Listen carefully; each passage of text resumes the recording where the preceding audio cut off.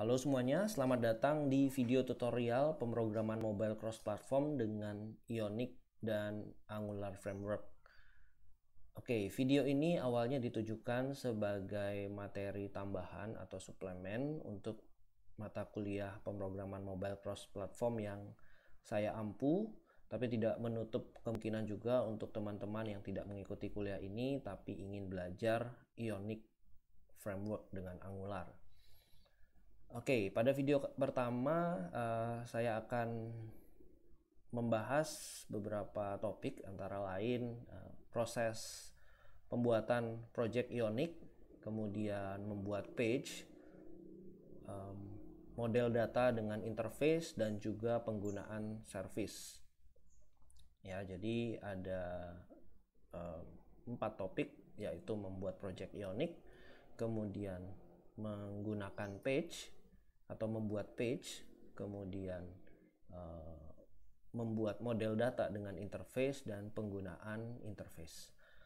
Oke, kita langsung saja mulai dengan pembuatan project Ionic. Nah, sebelum membuat project Ionic, kita harus sudah menyiapkan environment kita. Ya, di dokumentasi Ionic sudah dijelaskan bahwa kita membutuhkan Node.js dan npm. Kemudian kita juga perlu menginstall Ionic CLI, ya. Proses instalasinya saya rasa cukup mudah, jadi tidak perlu dijelaskan di video kali ini. Oke, kita langsung saja membuat project baru. Nah, untuk membuat project baru kita bisa lakukan dengan command Ionic start, ya. Kita buka command line kita atau terminal. Kemudian bisa kita arahkan ke direktori tempat kita ingin menyimpan project kita. Ya, misalnya saya ingin menyimpan project saya di folder ini, ya. Nah, berarti saya arahkan ke folder tersebut, code YouTube.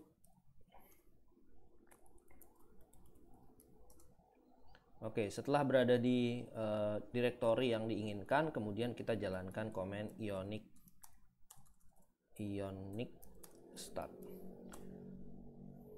Ya, kemudian kita akan diminta untuk memilih framework. Kita akan menggunakan Angular, kemudian project name misalnya my app. Kemudian kita akan diminta untuk memilih template. Nah, kali ini kita akan menggunakan blank template. Apakah ingin mengintegrasikan dengan kapasitor? Kita jawab saja yes. Kapasitor digunakan untuk memanfaatkan native feature dari device. Walaupun di video pertama ini kita belum sampai ke sana. Oke, kemudian kita tunggu proses downloadnya. Jadi dari Ionic ini akan mendownload file-file yang diperlukan, library-library yang akan digunakan di dalam project kita. Ya, kita tunggu beberapa saat. Nah, lamanya tergantung dari koneksi internet teman-teman sekalian.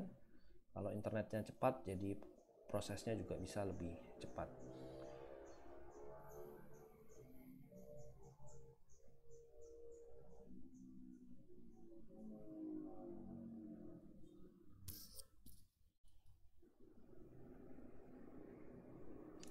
Oke, setelah selesai kita ditanya apakah ingin membuat Ionic account, kita jawab saja no. Oke, selesai. Nah, seperti kita lihat di sini sudah ada folder my app sesuai nama project yang tadi kita buat. Kemudian di dalamnya sudah ada file-file projectnya. Oke, kita langsung buka dengan code editor kita. Di sini saya menggunakan WebStorm. Kita buka. Oke, ini kebetulan di sini my app.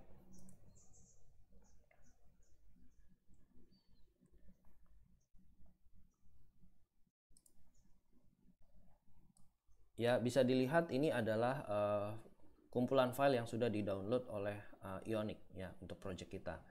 Nah, ada folder Node Modules. Node Modules ini berisi sekumpulan library yang akan digunakan di dalam project ini, ya. Nah, library apa saja yang digunakan dalam project ini bisa kita lihat di dalam package.json, ya, file package.json. Ya, di sini dilihat ada Angular Common, Angular Core, dan lain sebagainya. Kalau kita lihat di Node Modules-nya, Di sini ada add Angular, ada Angular Common, Angular Core, dan lain sebagainya. Ya, kemudian selain package.json, kita juga punya file konfigurasi untuk Angular, ya, dan juga Ionic config.json. Nah, untuk saat ini kita tidak akan melakukan perubahan apapun pada file-file ini, ya. Jadi kita biarkan seperti apa adanya saja.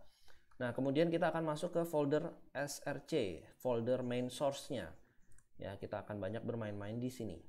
Nah, di sini ada folder app, asset, environment, dan theme. Kemudian ada beberapa file. Nah, kita lihat di sini ada index.html.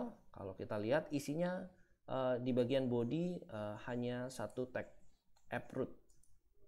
Ya, kita coba jalankan project ini, ya. Kita gunakan command ionic serve.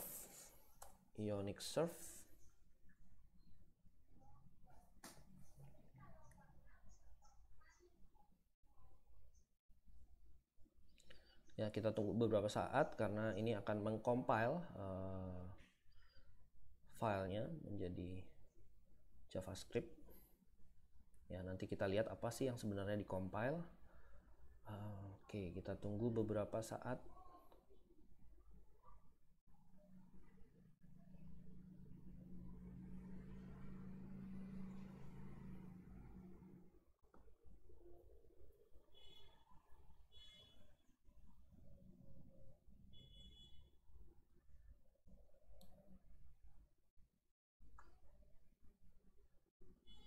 Oke, compile berhasil, akan dibuka di browser. Nah, ini adalah tampilan awalnya dari project kita yang baru dibuat.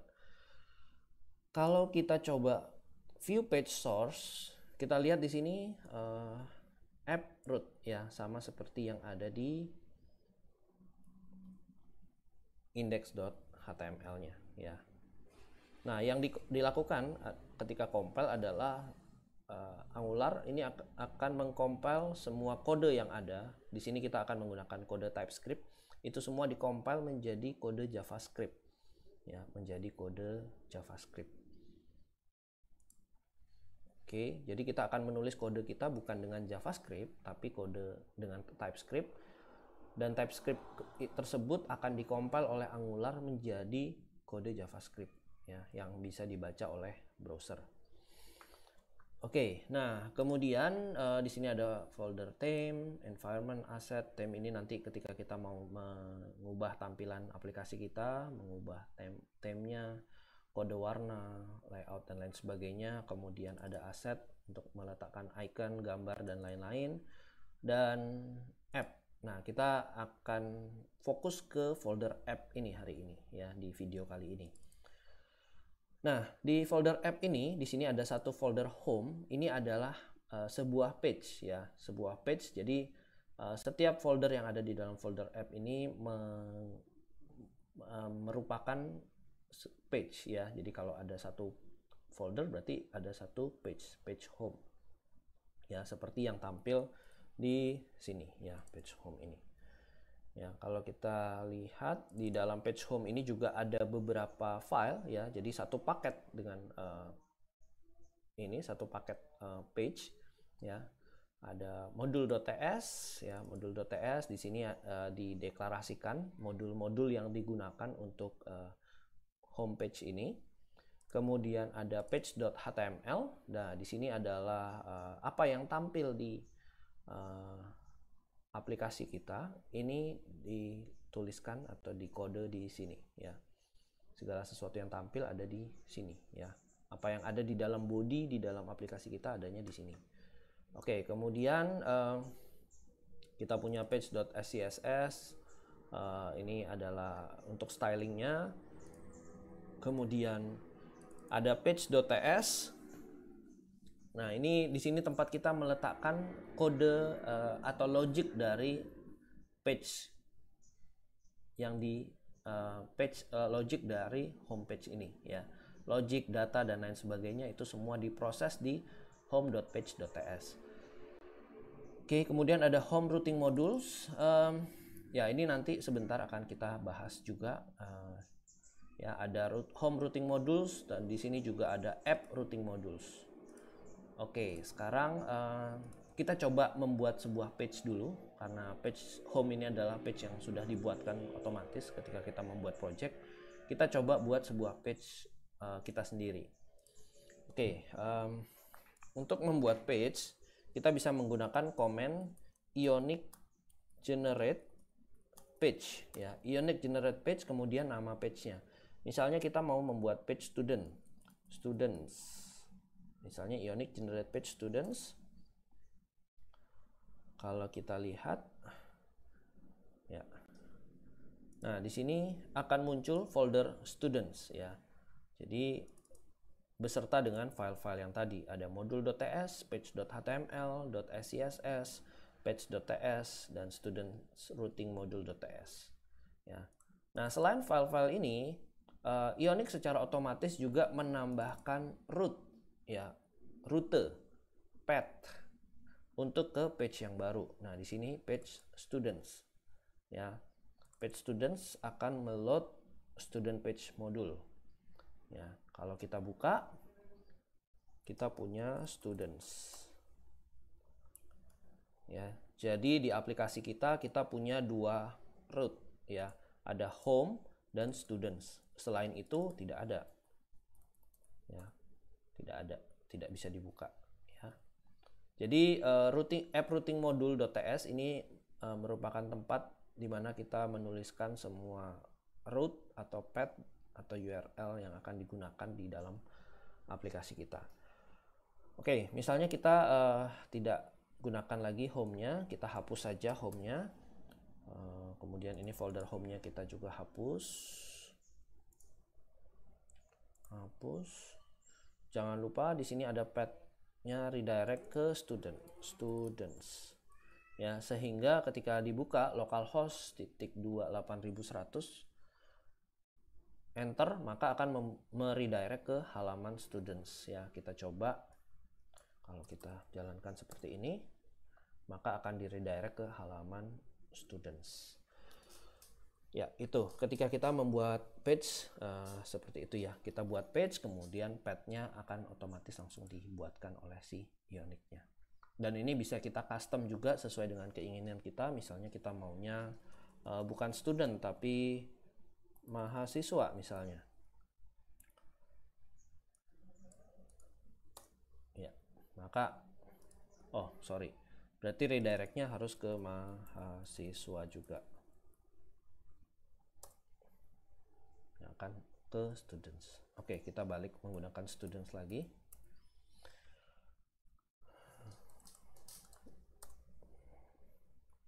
Oke, ya. Nah, kemudian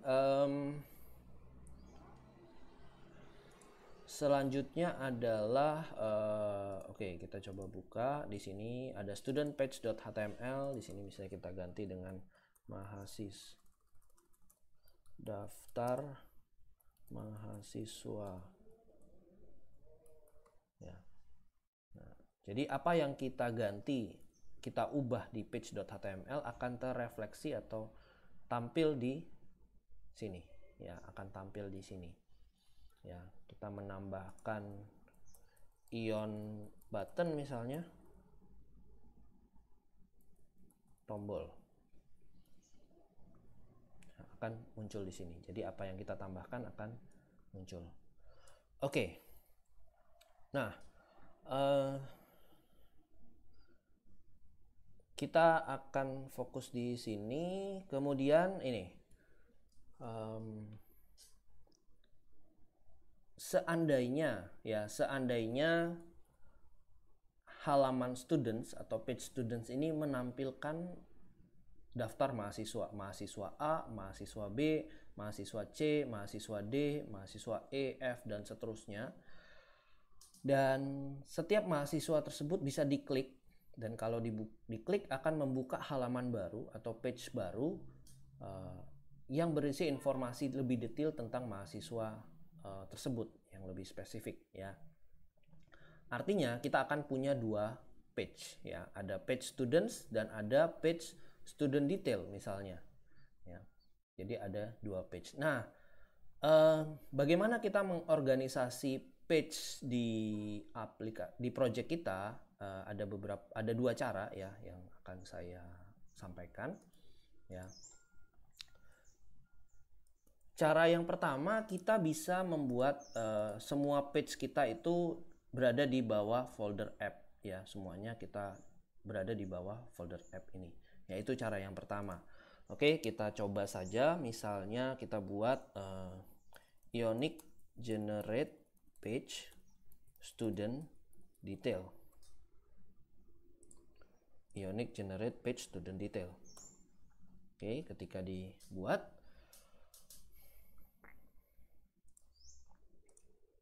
maka bisa dilihat di sini ada folder student detail beserta dengan file-filenya otomatis dibuatkan, dan root-nya juga otomatis dibuatkan di sini. Page student detail akan meload student detail page. Ya, kalau kita buka student detail, ya akan membuka halaman student detail. Nah, kemudian bagaimana kalau ternyata kita ingin URL-nya, ya URL-nya itu kita ingin atur tidak seperti ini, tapi menjadi seperti ini, students.detail misalnya. Ya, kita ingin membuat menjadi seperti ini. Ya, cara yang mudah bisa saja kita langsung ubah di sini. Ya, kita bisa langsung rubah di sini menjadi students/detail. Ya. Student/detail, maka akan membuka halaman student detail. Atau cara lain supaya terlihat lebih rapi, kita bisa juga membuat seperti ini. Di bagian page student kita tambahkan children dalam bentuk array, kemudian memiliki anak, ya anak yang pertama, setiap anak itu memiliki pet dan load children. Nah, ini kita pindahkan.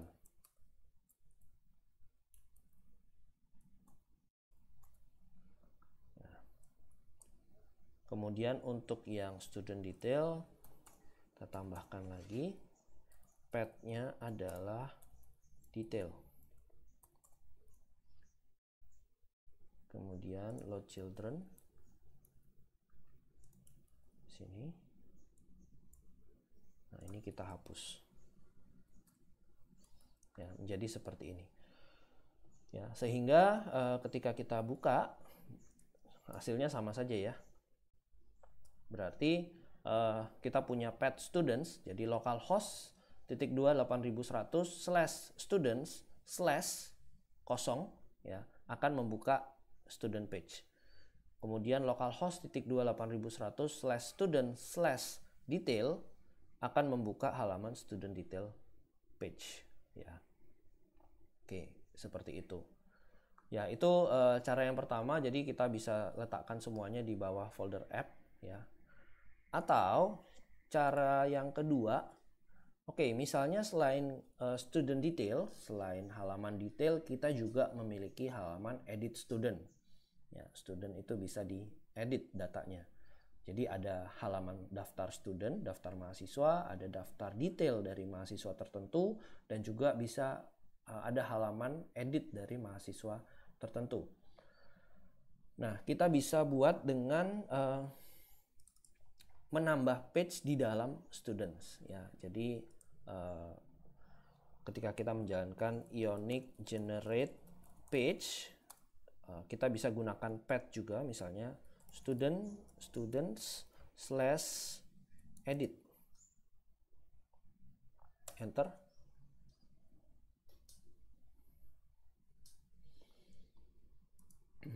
Nah, di sini akan dibuatkan satu buah folder edit. Nah, ini adalah page edit, berada di dalam students ya.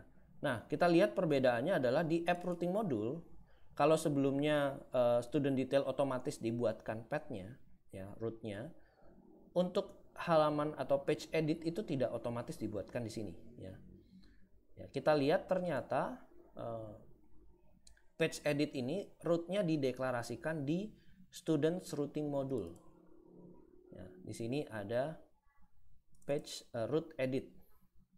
Ya, root edit. Artinya ini adalah root yang menjadi sub dari students, sehingga ketika membuka edit berarti localhost /2 8100/students/edit.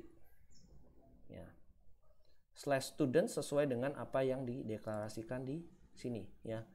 Kalau misalnya di sini deklarasinya misalnya MHS misalnya ya, maka ini juga menjadi localhost 8100/MHS/edit.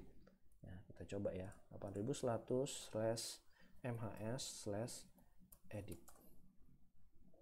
Ya, seperti itu. Oke, kita balikin lagi sebagai students.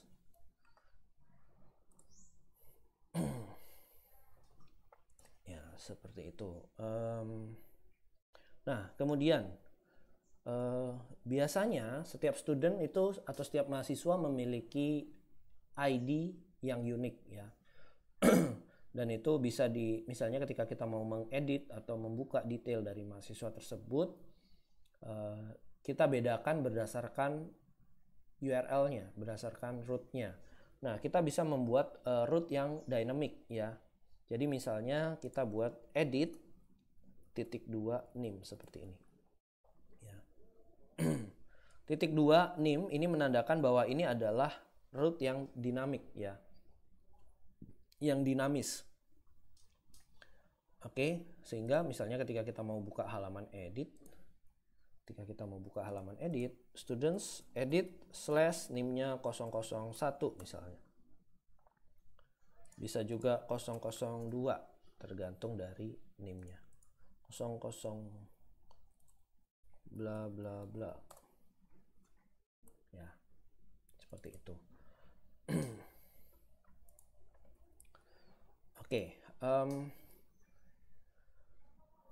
ya, sampai di sini kita sudah bisa membuat page ya. Kemudian kita bisa melakukan konfigurasi root-nya ya, rutenya ya, URL-nya, path-nya. Nah, selanjutnya kita coba lihat di sini. Nah, kita punya page HTML dan page.ts. Nah, sekarang kita akan fokus di dua file ini ya. Di page.ts ini berisi data dan segala logic yang kita akan gunakan di HTML. Ya, ini sebagai sumber data untuk page.html.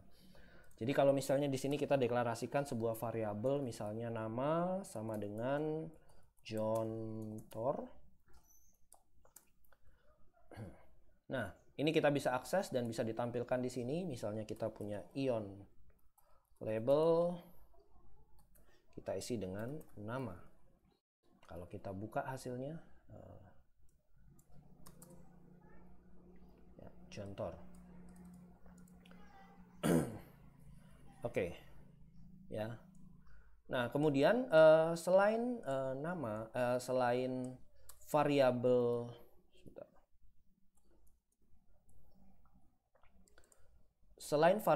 primitif yang biasa kita gunakan seperti string, integer dan lain sebagainya, kita juga bisa membuat objek ya, Misalnya saja objek mahasiswa.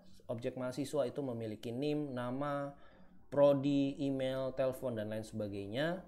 Nah, ketika kita mau mendeklarasikan sebuah variabel objek, tentu kita harus punya modelnya dulu ya. Kalau kalian sudah pernah belajar object oriented,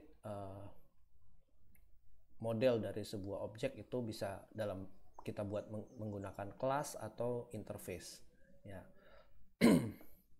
Oke, kita coba buat menggunakan interface di sini. Nah, kita coba menggunakan interface.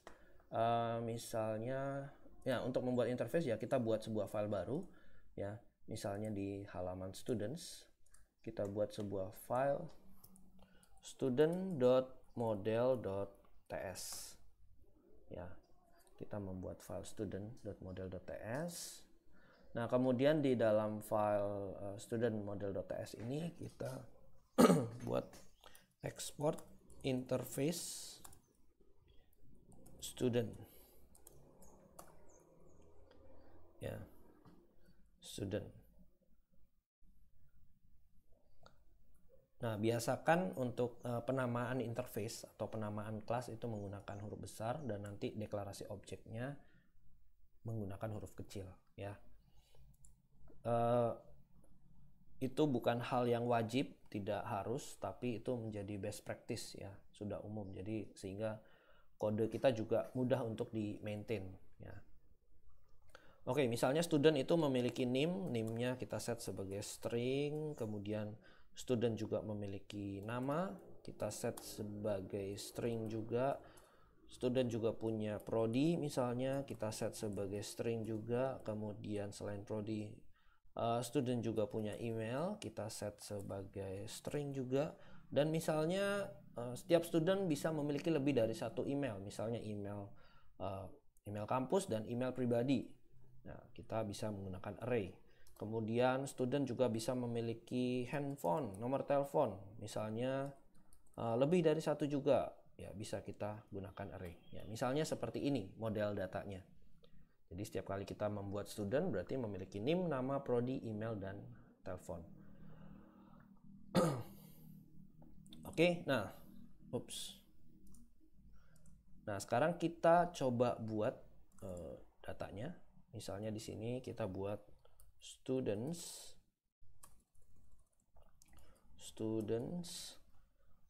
memiliki tipe student dari model. Nah, kalau kalian menggunakan WebStorm, ini ada bantuan di sini. Kalau di enter, maka otomatis langsung diimport juga student modelnya, ya. Ya, student.model, TS-nya tidak usah diketik, ya, langsung saja student.model saja.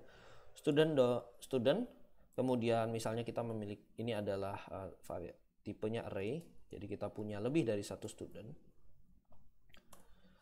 Oke, misalnya student pertama memiliki name 001, namanya adalah John Thor. Kemudian berasal dari prodi informatika. Kemudian memiliki emailnya adalah john.thor@umn.ac.id. Kemudian email yang kedua misalnya john.thor@email.com. Kemudian memiliki nomor teleponnya misalnya cuma satu saja, 0812 3456789. Mahasiswa yang kedua misalnya NIM-nya 002, jangan lupa tipenya string 002. Kemudian nama John Wick. Kemudian prodinya adalah prodi sistem informasi. Kemudian emailnya john.wick@umn.ac.id. Misalnya emailnya satu saja. Kemudian juga punya teleponnya itu juga misalnya satu saja, 08. Ya, seperti ini. Nah, kemudian data student ini kita ingin tampilkan di halaman students, di daftar mahasiswa, ya, di daftar mahasiswa. Oke, supaya kelihatannya aplikasi mobile, kita coba buat seperti ini, ya, kelihatannya mobile.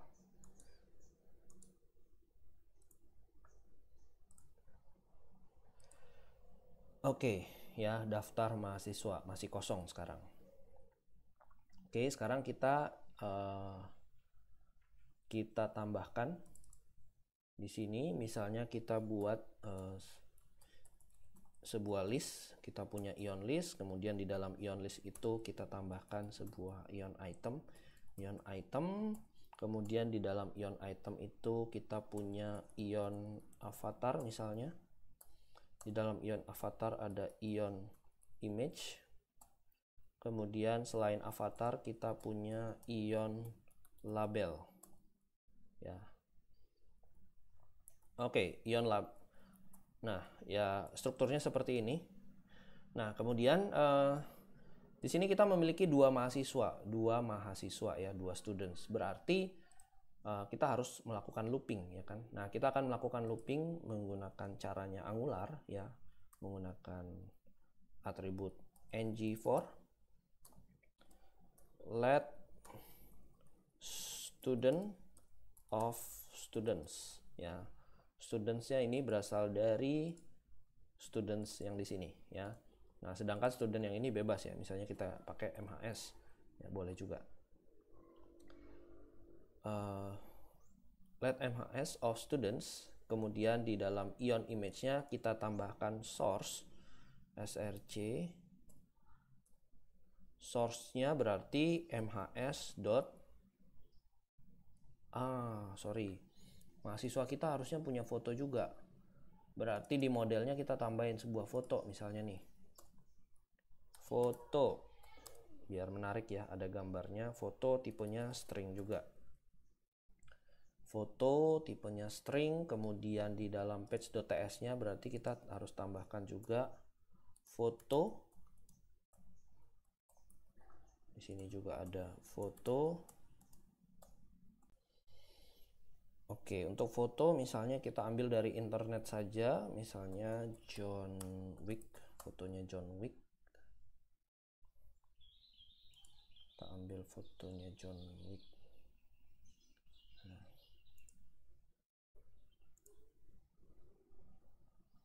Nah, ini kita ambil fotonya, URL-nya, kita pakai di sini. John Wick fotonya. Kemudian untuk Jontor,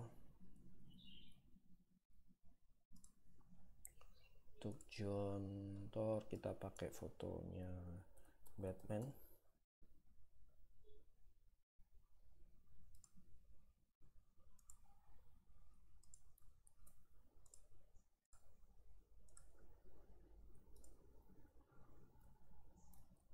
Oke. Nah, di student ini berarti mhs.photo ya, sesuai dengan nama modelnya. Kemudian ion label kita tampilkan namanya, misal berarti mhs.nama. Oke, kita coba lihat hasilnya. Ya, seperti ini. Ada Jontor dan John Wick. Ya. Kalau kita mau menampilkan prodinya juga misalnya, berarti di sini kita bisa tampilkan mhs.prodi.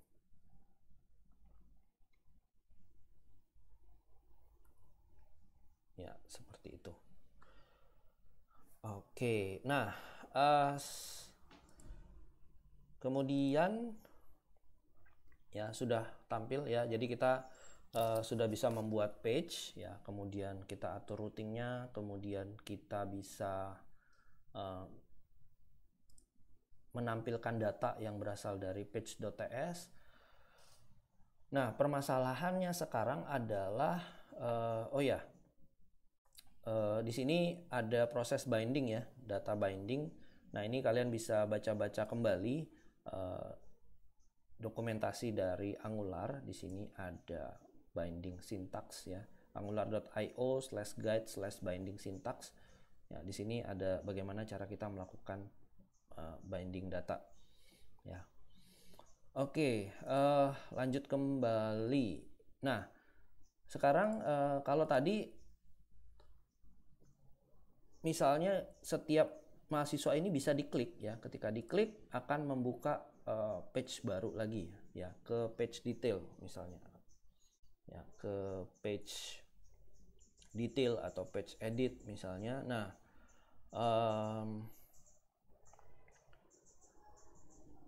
datanya ada di students.page.ts. Nah, itu kita tidak bisa akses datanya ya, karena data ini hanya bisa diakses di page.html dari student saja.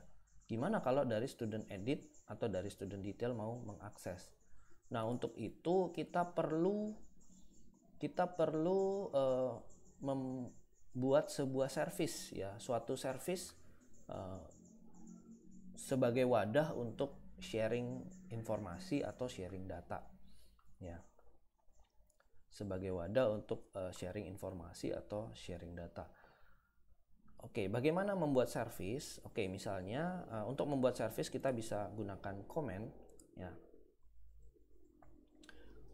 Ionic generate service, kemudian path-nya atau nama service-nya, kita mau service ini service-nya students, kita kumpulkan semuanya di dalam folder students, misalnya students/students, enter.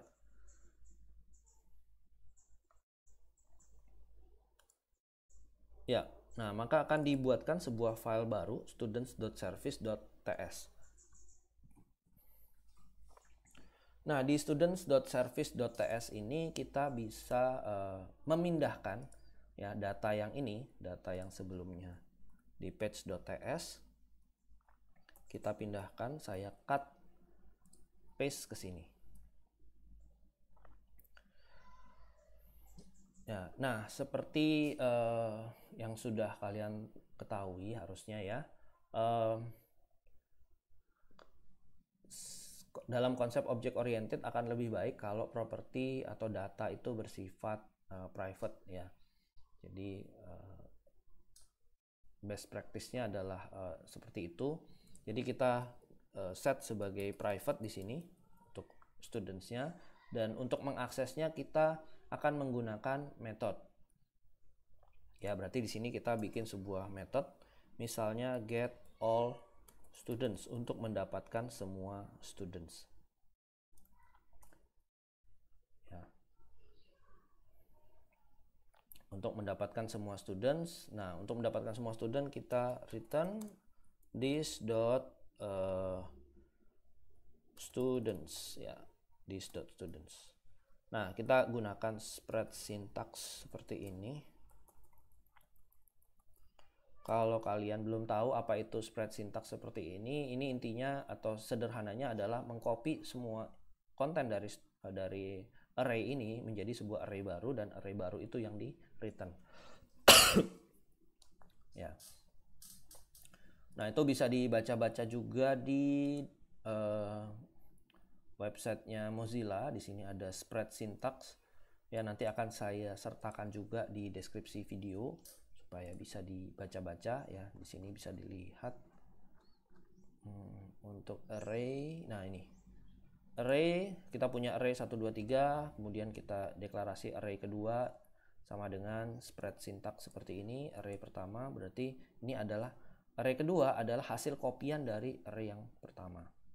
Ya, seperti itu.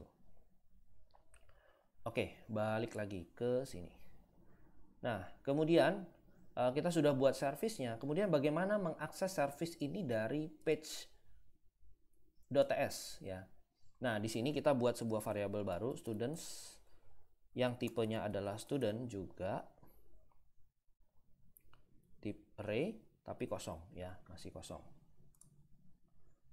Masih kosong. Di sini jangan lupa juga karena kita pakai student, di sini modelnya juga diimport ya. Nah, ini tadi sudah kita import student modelnya.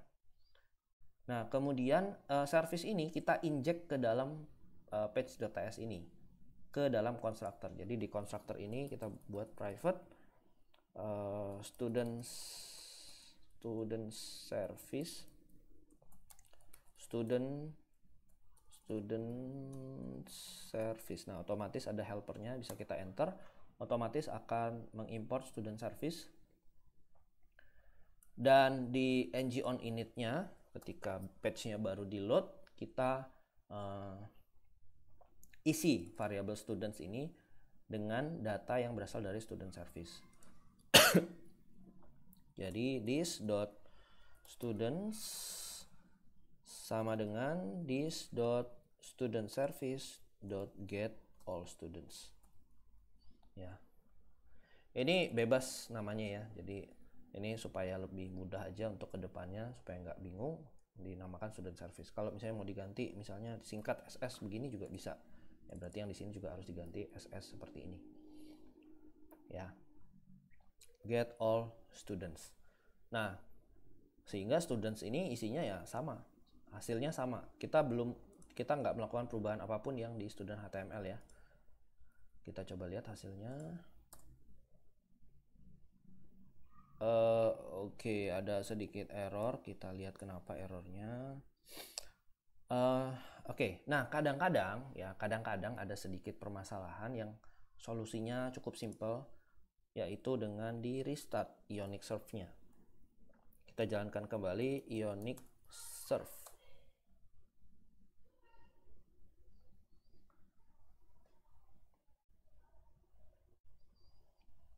Oke, kita tunggu beberapa saat.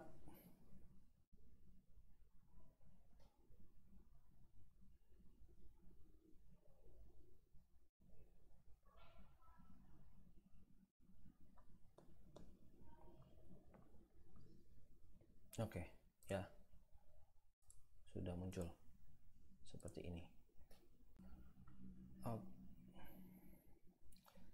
Nah, kemudian misalnya kita ingin setiap list mahasiswa ini bisa diklik misalnya.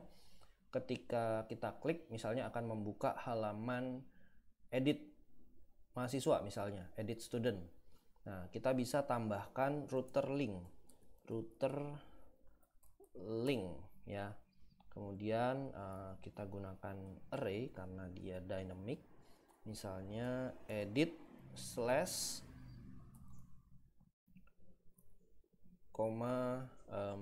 mhs.nim ya, misalnya seperti ini. Jadi kalau kita coba, maka ini bisa dibuka. Apa ya?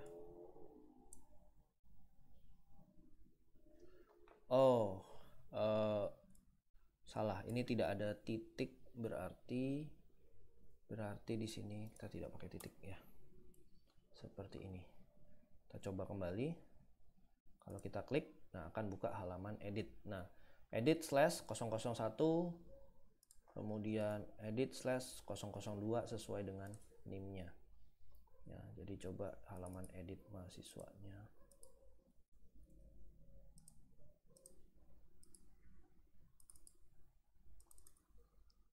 Ubah mahasiswa.